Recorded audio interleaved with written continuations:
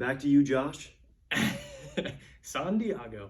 All right, guys. Thank you for tuning in to my show and Adam's show. Adam took some time out of his day today. Super thankful. We're going to go over a few different questions and kind of what's going on in the real estate market. So let's get to it. First off, Adam, give us a quick backstory about your journey in real estate or getting started.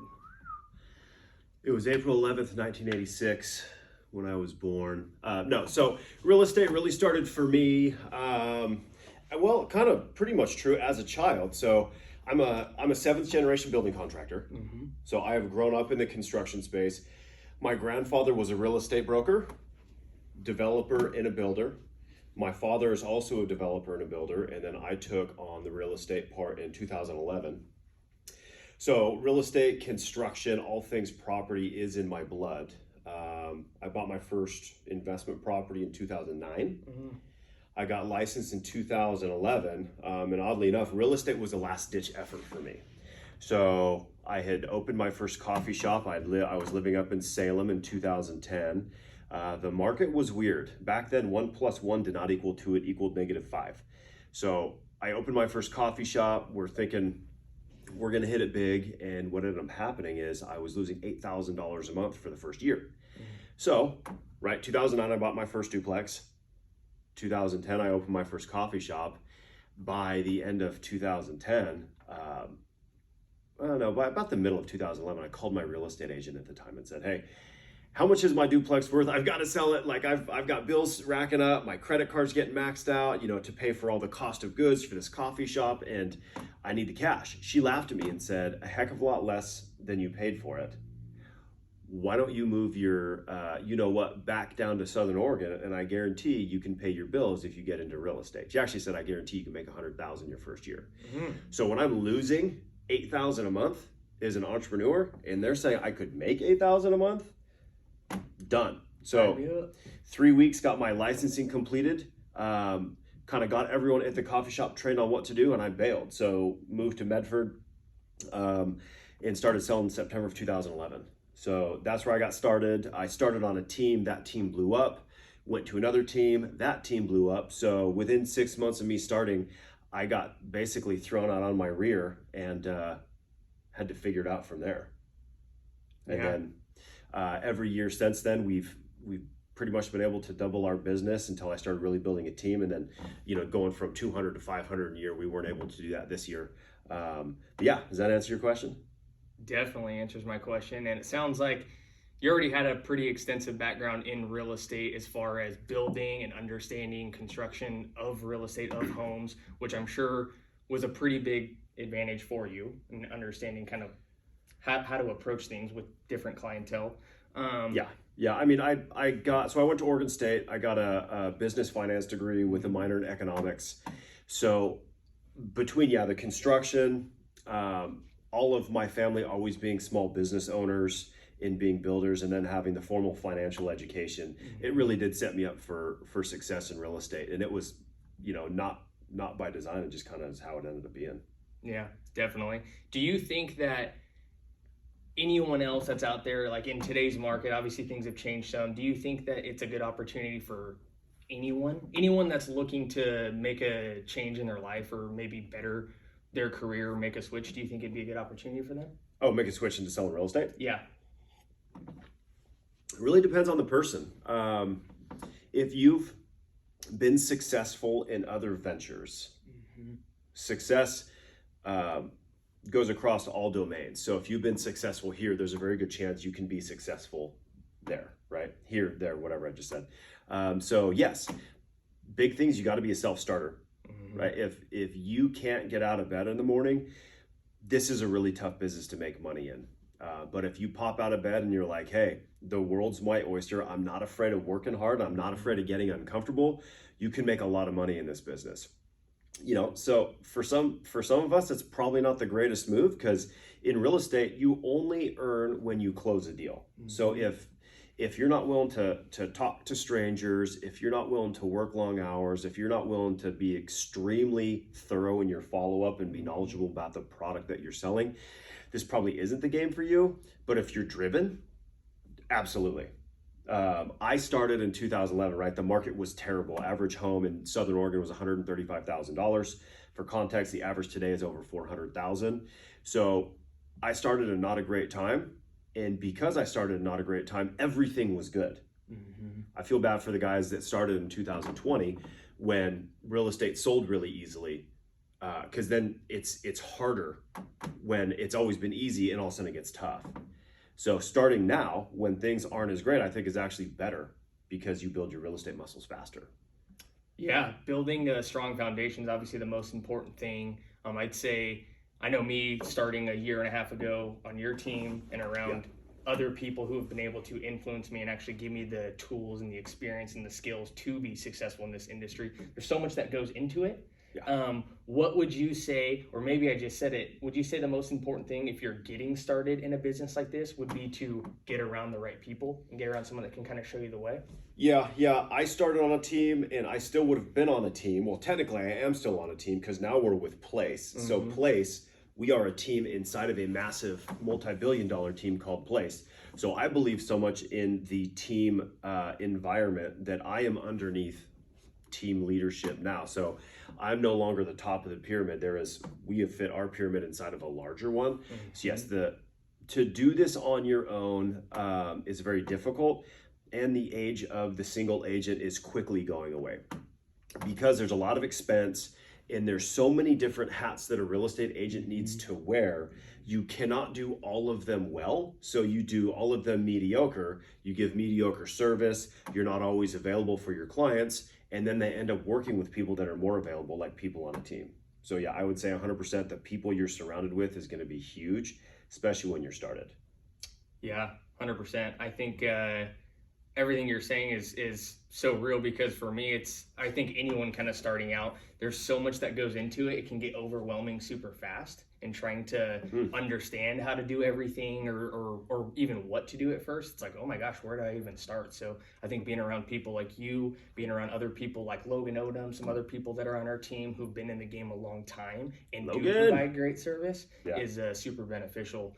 You kind of brought me to my next question. Who would you say your main mentors have been in the real estate space? Well, it starts with high school. That's when I started reading Robert Kiyosaki's books. So I would definitely have to say Robert Kiyosaki, just the way that he crafted the way your life can be, because even in high school, you start looking around like, why do they have so much money? But I know these people work way harder, but they don't have hardly any money. They're scraping by. Like, why is the world the way it is? And I feel like Kiyosaki really shed light into that world that was somewhat obscured. I would also say Grant Cardone is a huge mentor of mine, Uncle G, and Brandon Dawson. So you've got Kiyosaki was more, personal finance. How do you start from nothing and start acquiring real estate or income producing assets? What's the difference between an asset and a liability? And it's not what you would think on a financial statement, as far as like an asset, something you can sell, and a liability is a debt. It's just simply an asset is something that puts money in your pocket, rental real estate. A liability is something that takes money out of your pocket. Car payment or the house that you live in is a liability because it takes money out of your pocket. So I got that figured out early on, and then that got me to a level. And then Grant Cardone, the greatest salesman in the world, really taught me the art of selling and how to move through the sales process, and the fact that there even was a sales process. Surprisingly enough, most real estate agents have no sales training available to them.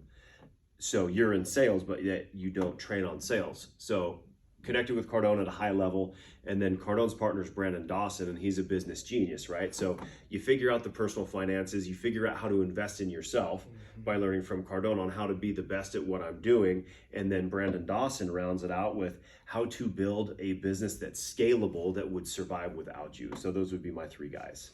Cool. Yeah, I like that. I think everything you're saying too is really a shift in mindset that I think a lot of people maybe aren't exposed to, these like high level mentors who have done and accomplished great things and can kind of show you the skills that it takes. It's pretty wild. I think back personal level, I think back to when I first started compared to where I'm at now, and being around you, doing all the Cardone training, doing some other training in this business that's specific to real estate has really opened my eyes to things. And I'm like very fortunate and happy that I'm in the place that I'm in. But it's it's pretty wild. The shift in mindset is crazy. They don't teach this stuff in school. Like like we were even talking about cost segregations. Like how a real estate professional, so if you're in construction, real estate, sales, or property management, the way you can acquire a rental property and knock out your entire taxable income for that same year, it's a widely known thing among the rich, and accountants know about it, but no one teaches us this stuff. Like, why was I in real estate for 8 years before I knew about a cost segregation? When that's like the number one reason to get into real estate, become a professional, to avoid taxes. So you have to connect with these people, which means spending money a lot of the times. Yeah. To get this knowledge. And that's like how the rich keep getting richer is they know things we don't know. Sorry to interrupt. No, that's awesome. And they know the right things. Like you're saying, they understand the right things in the ways that are actually going to help them sustain their wealth long term. Yeah. And it's you brought up an interesting point. Why do you think that kind of stuff's not taught in school? Why are we not taught the things that could actually benefit way more people? It's like mind-boggling to me that we're not taught about cost segregations and some of these other things that could actually help families with taxes. Well, I think it goes back to, like way back. If you go to proper India today, there's still kind of the caste system where there's different hierarchies in society.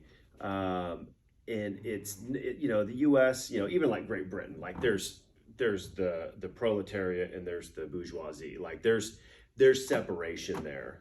You go to a lot of Asian cultures, right? And the further down you bow, the higher up they are above you in the way you talk and communicate. So it's not quite like that here, but there's still this separation, right? You've kind of got, say, the poor, you got the middle class, and that's kind of split up into lower middle and kind of upper middle class, and then you got like the wealthy or the affluent, and they don't tend to intermix that much. Like most billionaires, you don't hear a ton about their personal lives because they go into hiding because they don't want to get judged and they don't want to hear the negativity that's around the wealth that they've created. That's why I appreciate Grant and Brandon, because they've opened the curtain to their lifestyle and are showing me and have shown many people how to get there.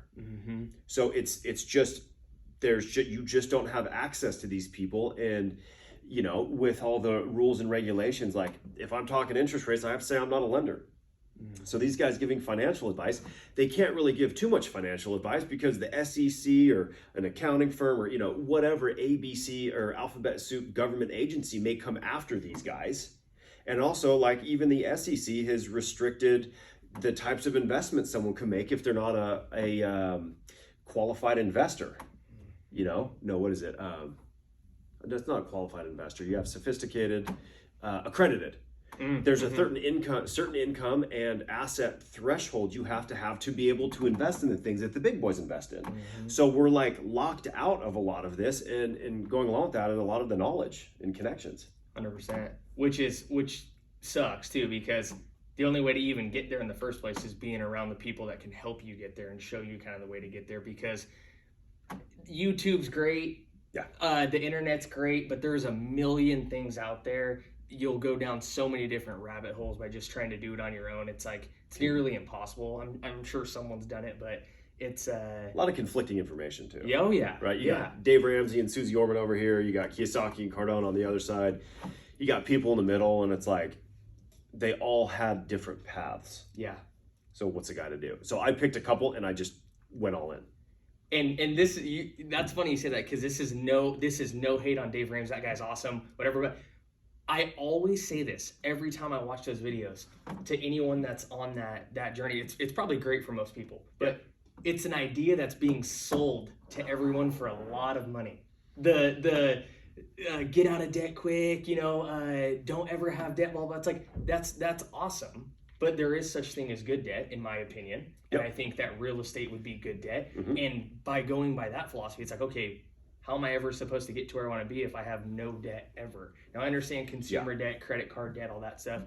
Yeah, not good to have, obviously. But I don't know. I always think that's kind of funny when it's like, hey, they're selling you an idea and making millions of dollars off of that idea. Like, just remember that in the first place. Well, that's kind of the Dave Ramsey method is great, is a foundation for for financial intelligence. Like, okay, if I have a credit card, I have to treat it like a loaded gun, right? You could use a gun to go kill an animal and feed your family, or you could have your finger on the trigger, walk around, shoot your foot, right? So if you use that credit card, you misuse it, you don't pay it off every month.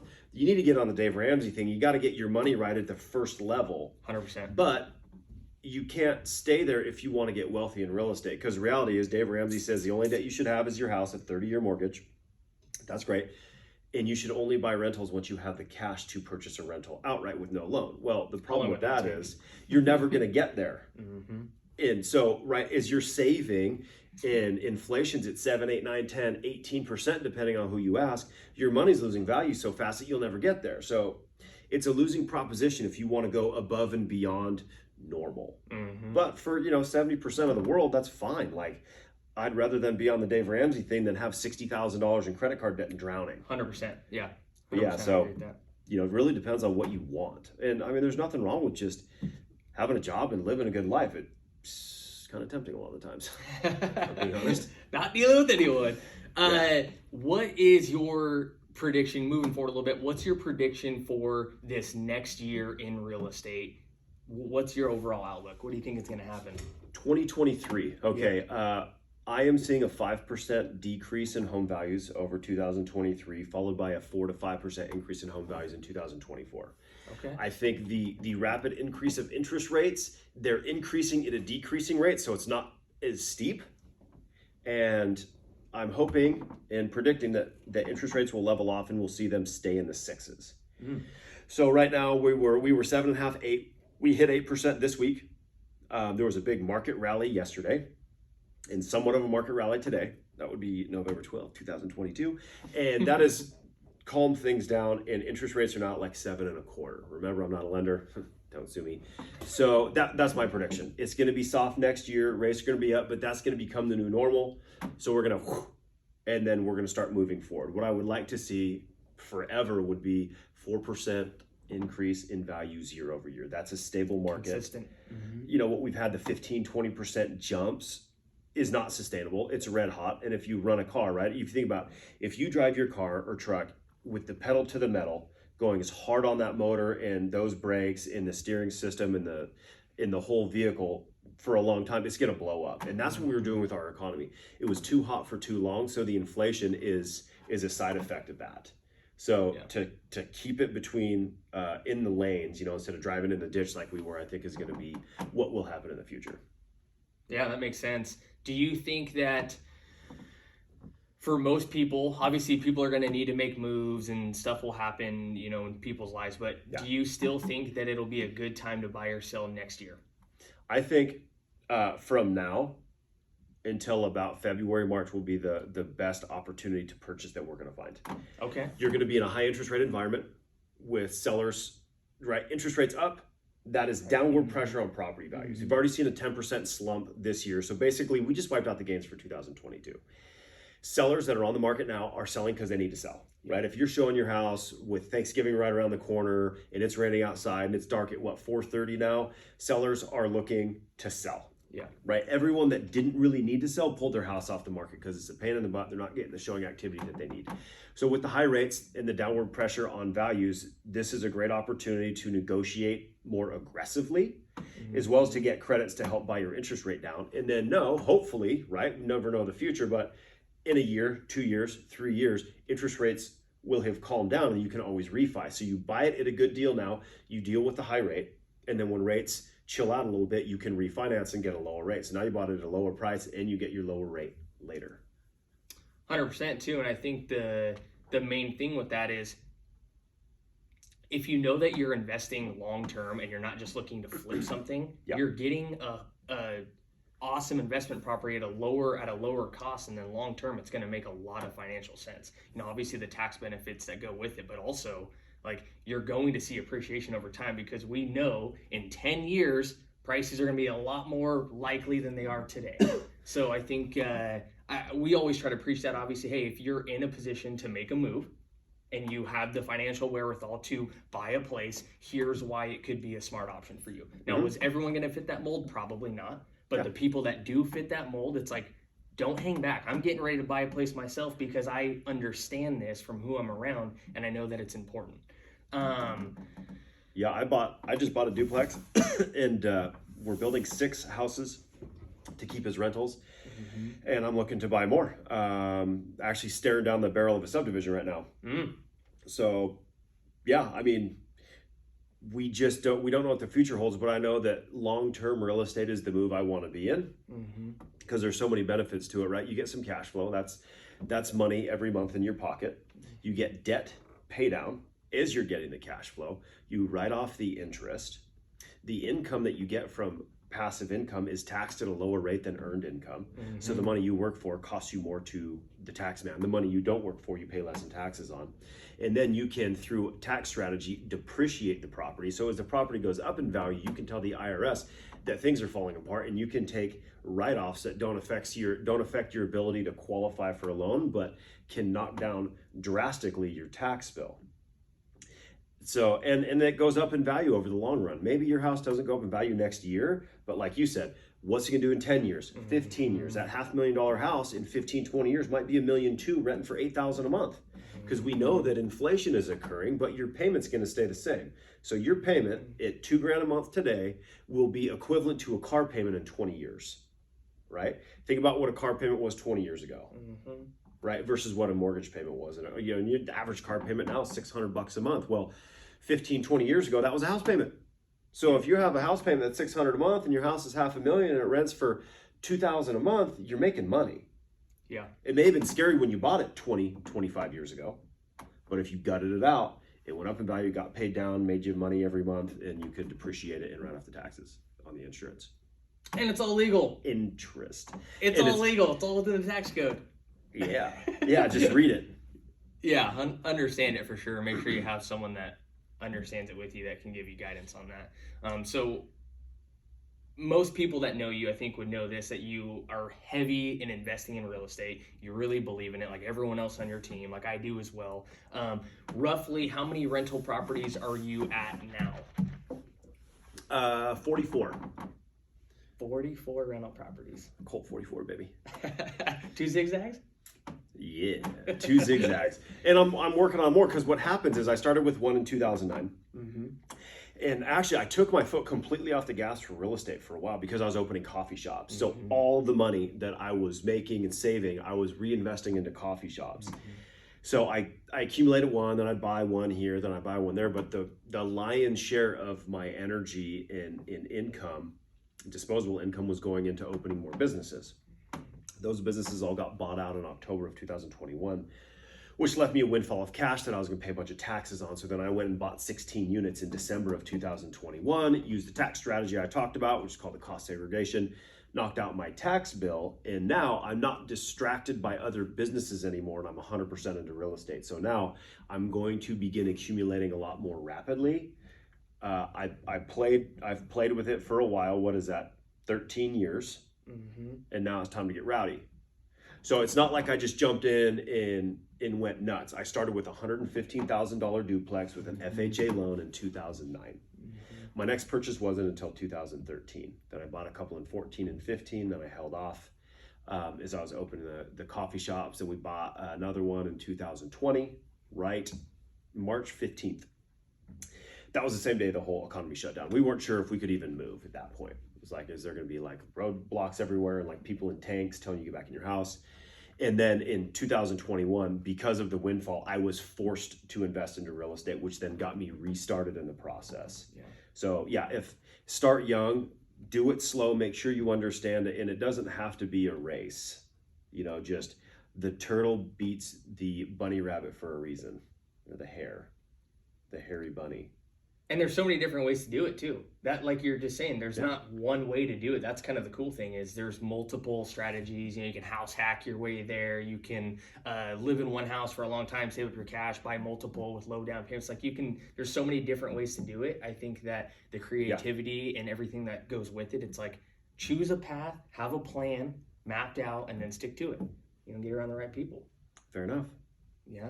Well, Thank you guys for watching. I hope you guys got some value out of this. If you did, if you know anyone that would find value in this, please share this video with them. If you guys need help with anything real estate related, if you're looking to buy something or sell something, we would love the opportunity to work with you guys. And as always, make sure to subscribe and follow this page for more real estate content. Boom, baby. Buy, sell, invest, or build. We got you covered. Let's go. Let's